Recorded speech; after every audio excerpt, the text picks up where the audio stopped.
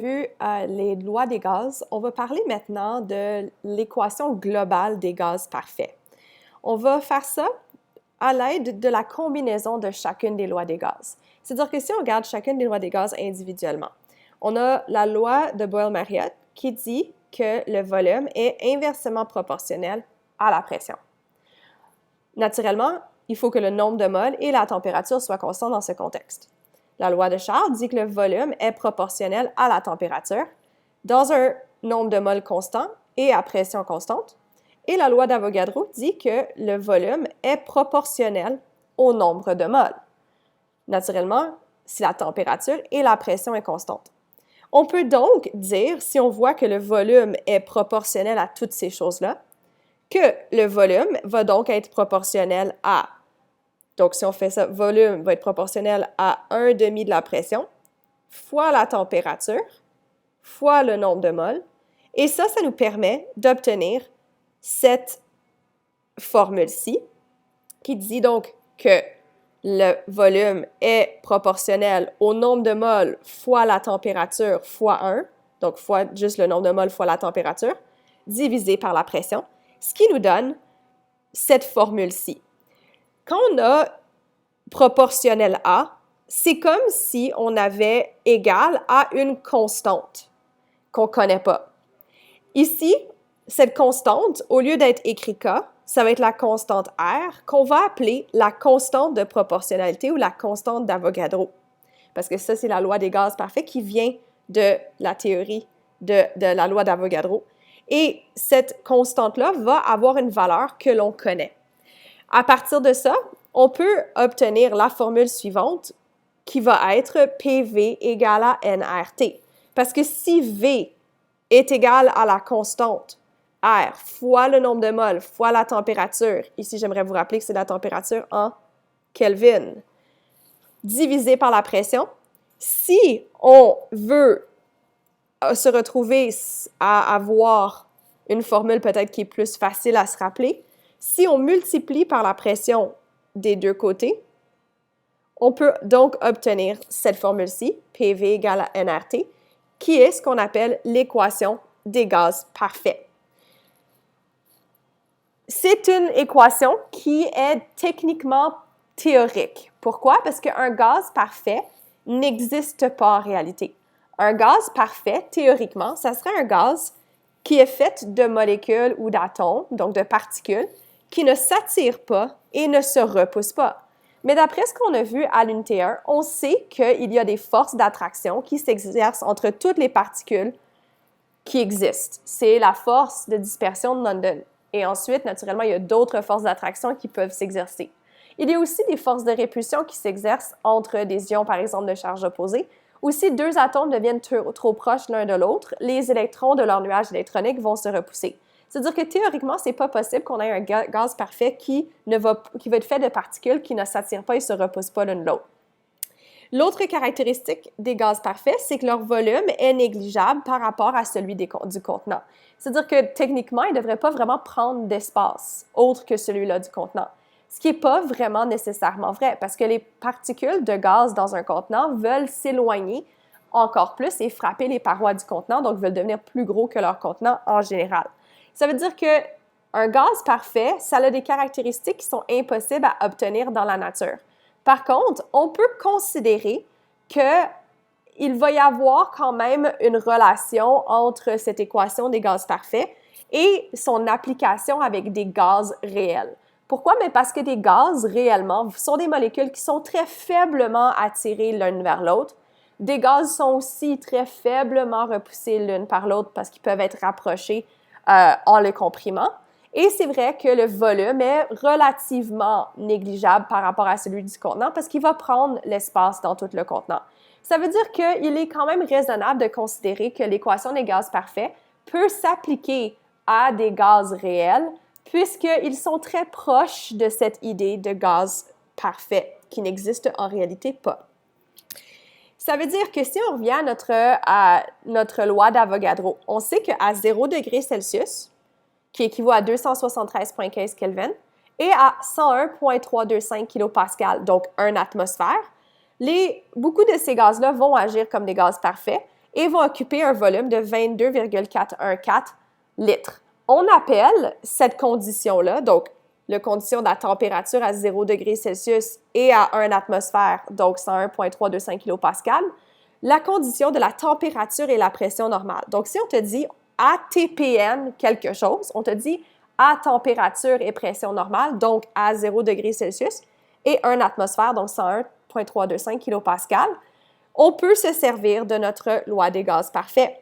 À partir de cette information-là, on peut en déduire la valeur de la constante R, la constante de proportionnalité ou la constante des gaz parfaits. Pourquoi? Bien, à température et pression normale, la pression est de 101,325 kPa. Le volume de n'importe quel gaz, de 1 mol de n'importe quel gaz, va être de 22,414 litres. C'est le volume de 1 mol de gaz. C'est pour ça que le nombre de mols est égal à 1. Je veux juste vous rappeler où on a obtenu cette information-là. Bien, ça vient de cette relation-là que j'avais mentionnée dans une autre vidéo. Et que la température est à 0 degrés Celsius, donc 273,15 Kelvin. En faisant ces calculs, on va obtenir 8,314. Les unités de cette constante de proportionnalité vont être kilopascal fois des litres divisé par des mols fois des Kelvin. Ça, c'est important, donc, d'utiliser les unités des kilopascal pour la pression, le litre pour le volume, les mols pour le nombre de mols naturellement, et la température en Kelvin si on veut se servir de cette équation des gaz parfaits pour pouvoir résoudre des problèmes. Si on résout un problème qui utilise la loi des gaz parfaits, l'hexafluorure de soufre est un gaz incolore, inodore et stable. Calcule la pression en kilopascal exercée par N égale à 1,82 mol de gaz dans un contenant en acier dont le volume est égal à 5,43 litres et à une température de 45 degrés Celsius. Oups, j'ai mis le degré à la mauvaise place. Degrés Celsius.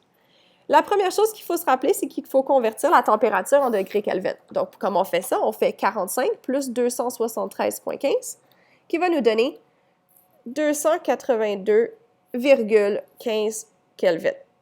On a besoin que les unités soient des Kelvin pour la température, des mols pour le nombre de mols et des litres pour le volume pour que la pression soit en kilopascal et pour se servir de la constante d'Avogadro qui est la valeur de R. Donc là, maintenant, on peut dire, OK, on sait que PV égale à nRT. Donc, on cherche la pression. On isole la pression, donc P va être égal à nRT sur V. Ça veut dire que la pression va être égale à 1,82 mol. La constante va être de 8,314. La température de 282,5 Kelvin, divisé par le volume 5,43 litres. Donc, 1,82 fois 8,314 fois 282,15, j'ai mis 0,5, mais c'est 0,15, divisé par 5,43. Donc, ça va nous donner 786 kilopascal. Donc, ça va être la pression de ce gaz à cette température et ce nombre de mols et ce volume. Voici un autre problème qui utilise la constante des gaz parfaits ou l'équation des gaz parfaits. Calcule le volume qui occupe un nombre de mols de 2,12 mols, dont la pression va être égale à 663 kPa, dont la température est de 76 degrés Celsius. Donc, première chose à faire, 76 plus 273,15, ça nous donne 349,15 Kelvin. On sait qu'on cherche le volume, on a le nombre de mols, on a la pression, on a la température. Donc, on peut utiliser la loi des gaz parfaits. PV égale à nRT. Ici, on veut isoler le volume. Donc, V va être égal à nRT sur P. Le nombre de mols, donc 2,12. La constante, 8,314 fois la température, 349,15, divisé par la pression, 663 kPa. Donc, 2,12 fois 8,314 divisé par 663, ce qui nous donne 9,28 litres, parce que l'unité ici va être le litre. Et on va en faire un autre. Ici, on vous dit, calcule le volume qu'occupe 7,4 g d'ammoniac à TPN. Donc ici, remarquez qu'on vous donne une masse d'ammoniac, NH3, qui est égale à 7,40. La première chose à faire, c'est de trouver le nombre de moles d'ammoniac. Le nombre de moles d'ammoniac va être la masse d'ammoniac divisée par sa masse molaire. Sa masse molaire, ça va être 14,01 plus 3 fois 1,01, donc 17,04. Donc, la masse, 7,40 divisé par 17,04, va me donner 0,4342723 moles. Donc là, j'ai le nombre de moles de mon gaz. Ici, on vous dit à TPN. Donc, rappelez-vous que TPN, c'est 0 degrés Celsius, donc 273,15 Kelvin, et à 1 atmosphère, donc 101,325 kPa. C'est bien 0,325? Il me semble que oui. Oui, 325 kPa. Et donc, on peut maintenant utiliser la loi des gaz parfaits, PV égale à nRT. Ici, on cherche le volume, donc c'est nRT sur P. Le nombre de moles, c'est 0,4342 ou 47, non, 42723. 43, 42, 7, 2, 3. Fois la constante qui va être 8,314 fois la température 273,15 divisé par la pression 101,325 fois 8,314 fois 273,15 divisé par 101,325, ce qui va nous donner 9,73 litres d'ammoniac. Voici un autre problème, mais je vais vous demander de le faire vous-même en suivant les étapes que j'ai données précédemment pour ce problème-ci. Et si vous voulez confirmer votre réponse, vous pouvez toujours m'envoyer un courriel et je vais vous dire si vous avez obtenu la bonne réponse ou non. Maintenant, comment est-ce qu'on peut résoudre d'autres problèmes peut-être un petit peu plus complexes en se servant de l'équation des gaz parfaits? Donc ici, on va prendre en considération qu'on peut avoir un gaz à une température donnée, une pression donnée, un volume donné et un nombre de moles donné, et qu'on peut faire varier ces différentes variables-là. Et en faisant varier une ou plusieurs de ces variables-là, on peut changer ce qui se passe au niveau de la pression, du volume ou de la température de ce gaz. Et donc, on peut résoudre des problèmes où on se dit, OK, la constante, c'est une constante qui est constante pour n'importe quel gaz, peu importe le gaz. Et donc, si on imagine un gaz dans un contexte d'une pression, d'un volume, d'une température et d'un certain nombre de moles, donc P1, V1, N1, T1, on sait que c'est égal à la constante. Si on change quelque chose à ce contexte-ci, pour obtenir peut-être une pression, un volume, un nombre de moles et une température différente, ça va quand même avoir la même valeur de constante. Ça veut dire qu'on peut considérer que le P1 fois V1 divisé par N1 fois T1 va être égal à P2 fois V2 divisé par N2 fois T2, parce que les deux sont égales à la constante R, qui est toujours la même, qui est toujours 8,314, naturellement avec toutes les unités appropriées. Il y a une autre valeur pour R, mais c'est parce qu'on change les unités, ce qui change la valeur de R. Mais nous, on va toujours, dans le cours de 11e année, parler du R comme étant de 8,3 à 1,4. Si on considère qu'un gaz va dans ce contexte-là, pas changer du nombre de moles. C'est-à-dire que le nombre de moles va rester constant, même si on change d'autres caractéristiques. On peut donc dire que P1 fois V1 sur T1 va être égal à P2 fois V2 sur T2. Parce que si on a la même valeur de N, je peux toujours isoler N et l'annuler. Ça veut dire que cette équation-ci peut être utilisée pour résoudre d'autres problèmes. Et remarquez qu'on retrouve ici les caractéristiques des lois de Boyle-Mariotte et les lois de Gay-Lussac et de Charles par rapport à la pression et au volume et à la température. Si on résout un problème qui se sert de cette équation, une petite bulle monte du fond d'un lac à la température où la température et la pression est de 8 degrés Celsius. Donc, premièrement, la température initiale, T1, est de 8 degrés Celsius, qui va être égale à 273,15 plus 8, ça nous donne 281,15. 281,15 Kelvin.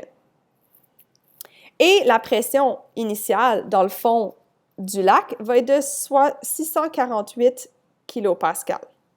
Elle remonte à la surface où la température à la surface, donc c'est la même bulle qui a le même nombre de moles. Donc ici, remarquez que puisque c'est une petite bulle qui a un certain nombre de moles N ne change pas. La température à la surface est de 25 degrés Celsius. Donc 25 plus 273,15 qui nous donne 298,15 Kelvin.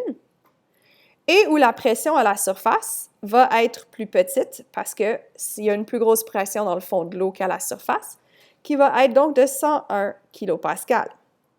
Calcule le volume final en millilitres de la bulle si son volume initial est un volume V1. Donc ici, je vais peut-être mettre V1 ici. C'est égal à 2,1 millilitres. Donc 0,0021 litres.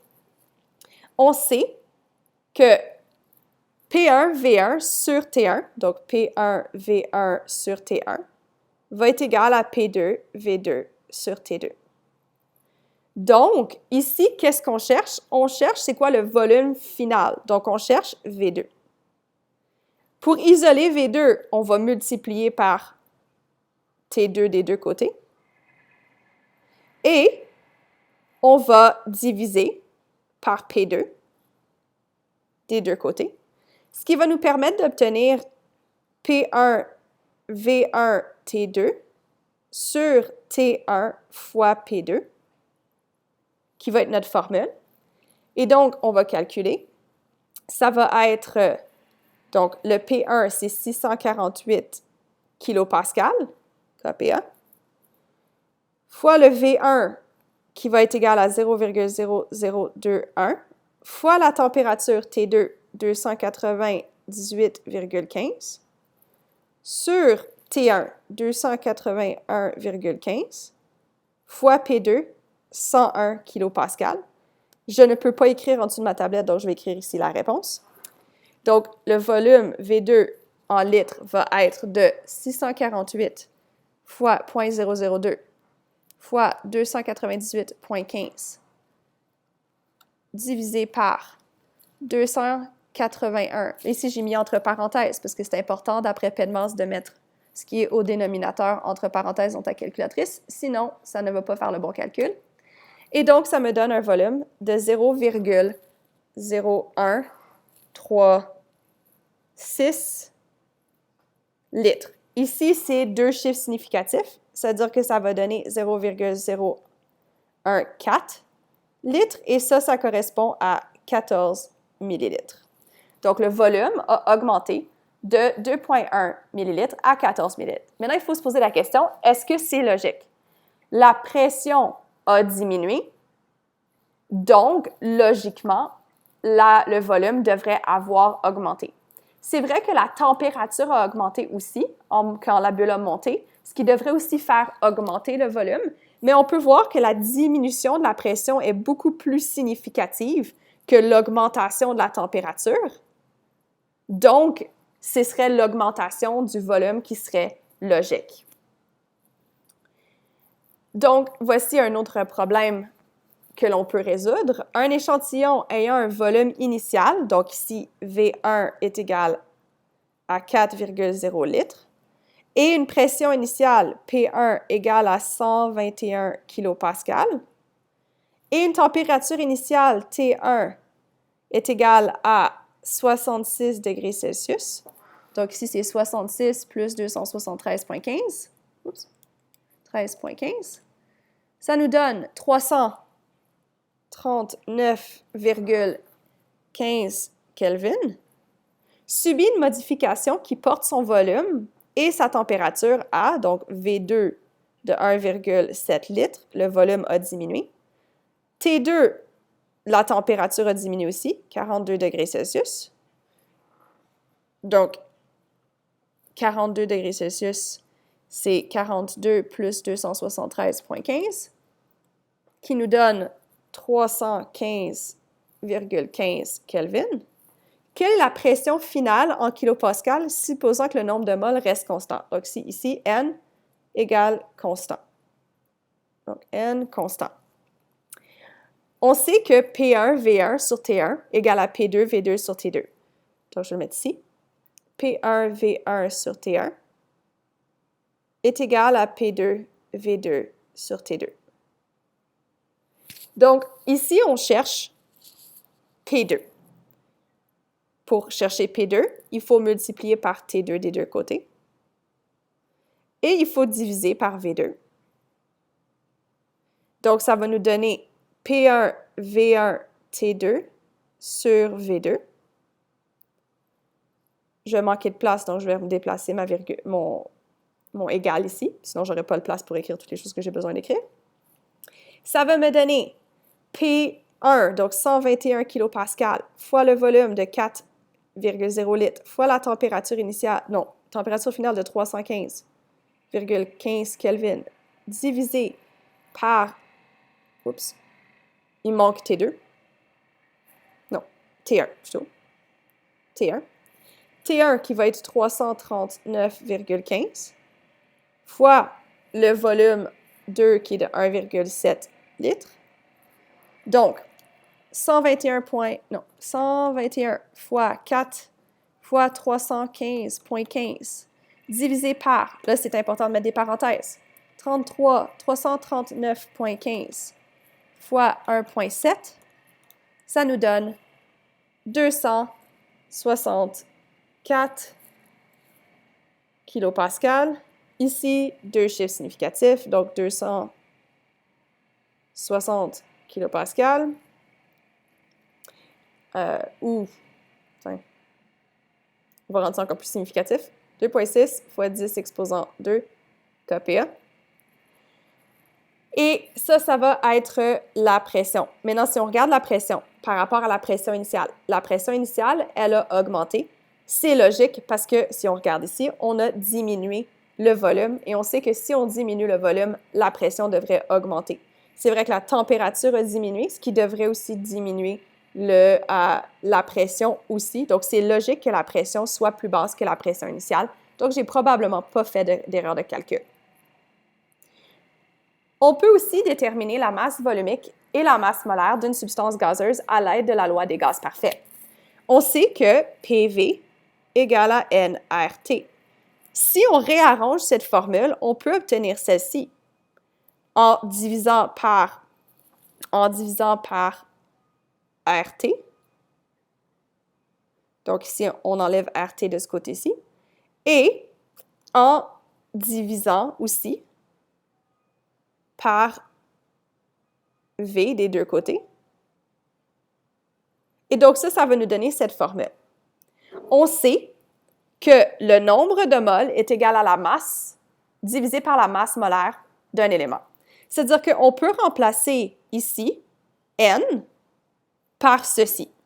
Si on fait ça, ça fait la masse divisé par la masse molaire fois 1 sur V. Maintenant, comment est-ce que j'ai obtenu ça? Ben, je sais que je peux faire N sur M fois 1 sur V. Ça va nous donner N sur V. C'est la même chose. Donc, si je remplace N par la masse divisée par la masse molaire, je peux obtenir ceci. Et donc, ça, je peux le réarranger pour me donner ça. Parce que M fois 1, ça donne M. Et masse molaire fois volume, c'est masse molaire fois volume, mais au dénominateur, donc, ça nous donne cette expression-ci. Donc, on peut exprimer sous forme de la masse volumique, parce que ça, c'est aussi la même chose que dire la masse sur le volume fois 1 sur la masse molaire est égal à P sur RT. M sur V, c'est la masse volumique, qu'on représente ici par ce symbole-ci. Donc, ça, c'est la masse volumique. Donc, on peut dire que la masse volumique va être égale à PM sur RT. Comment est-ce que j'ai obtenu PM? Bien, j'ai multiplié par M des deux côtés de mon équation. En faisant ça, j'élimine les M du côté gauche de mon équation, ce qui fait que maintenant la masse est au numérateur et multipliée à P, ce qui nous donne cette formule. Donc, on peut dire que la masse volumique d'un gaz donné va être égale à sa pression fois sa masse molaire divisée par la constante de proportionnalité, dont la constante d'Avogadro R, et multipliée par sa température. On peut aussi prendre cette formule et obtenir la valeur de la masse molaire. Donc, si j'essaie de trouver la masse molaire, qu'est-ce que je fais? Je prends mon équation initiale ici, et je sais que je multiplie par la masse molaire des deux côtés. Ça veut dire que j'ai plus la masse molaire de ce côté-ci. Je peux ensuite multiplier par RT des deux côtés. En multipliant par RT, oups, j'ai barré la mauvaise chose, RT reste ici. Je peux enlever RT de ce côté de l'équation. Et si je divise par P des deux côtés de l'équation, je peux enlever P de ce côté-ci. Ce qui veut dire que la masse molaire, M, va être égale à M fois R fois T divisé par P fois V. Ce qui est ici... donc ça, je peux aussi obtenir une autre formule que je n'avais pas mentionnée. Donc ici, la formule que je vais obtenir, c'est la masse molaire est égale à R fois T fois M sur P fois V, donc PV. Mais j'aimerais vous rappeler que M sur V, c'est la masse molaire qui est symbolisée ici. Donc, je peux remplacer tout ça par la masse est égale à RT fois la masse molaire sur P, et ça me donne cette équation-ci. Donc, à partir de la loi des gaz parfaits, je peux y trouver la masse volumique d'une substance et sa masse molaire. Voici un exemple. Un chimiste a synthétisé un composé de chlore gazeux et d'oxygène de couleur jaunâtre. Sa masse volumique est, donc ici on a ce symbole-là, qui est de 7,71 g par litre, à une température de 36 degrés Celsius. Donc 36 plus 273,15, ça me donne 309,15. 309,15. Et une pression de 291 kPa. Calcule la masse molaire du composé et détermine sa formule. On a vu que la masse molaire va être égale, d'après ceci, à R fois T fois la masse volumique. Fois la masse volumique divisée par la pression. Donc, je m'assurer que j'ai bien fait ça, oui. Et donc, ça va donner 8,314 fois la température 309,15 fois la masse volumique 7,71 divisé par la pression, ça veut dire 291 kPa. 8,314 fois 309,15 fois 7,71 divisé par 291, qui nous donne 68 grammes par mol, parce que ça, c'est l'unité de la masse molaire. Maintenant, on vous demande aussi de déterminer sa formule moléculaire. Ici, c'est un composé de chlore et d'oxygène. On sait que la masse molaire du chlore, je vais sortir mon tableau périodique, va être égale à 30 5,45.